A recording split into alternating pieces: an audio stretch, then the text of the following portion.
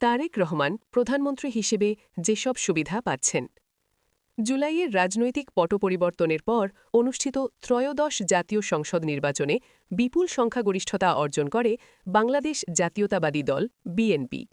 এর ধারাবাহিকতায় আজ ১৭ ফেব্রুয়ারি জাতীয় সংসদ ভবনে শপথ গ্রহণের মাধ্যমে সরকার গঠন করা হয়। শপথের আগেই বিএনপির সাংসদীয় দলের সদস্যরা তারেক রহমানকে সাংসদীয় দলের নেতা ও প্রধানমন্ত্রী হিসেবে নির্বাচিত করেন।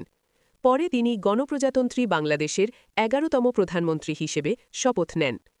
প্রধানমন্ত্রী হিসেবে the prime ministers remuneration and privilege amendment bill ২০১৬ অনুযায়ী তিনি মাসে ১,১৫,০০০ টাকা বেতন পাবেন। এছাড়া মাসে ১ লাখ টাকা বাড়ি ভাড়া ভাতা, দৈনিক ৩,০০০ টাকা ভাতা, বিমান ভ্রমণের ক্ষেত্রে ২৫ লাখ টাকার বিমা কাভারেজ এবং ১.৫ কোটি টাকার স্বেচ্ছাধীন তহবিল পাবেন।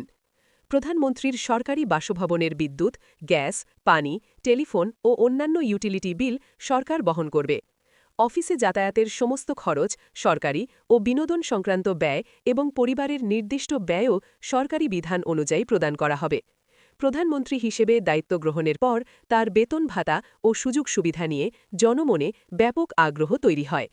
কামারখন্দ নিউজ, সিরাজগঞ্জ।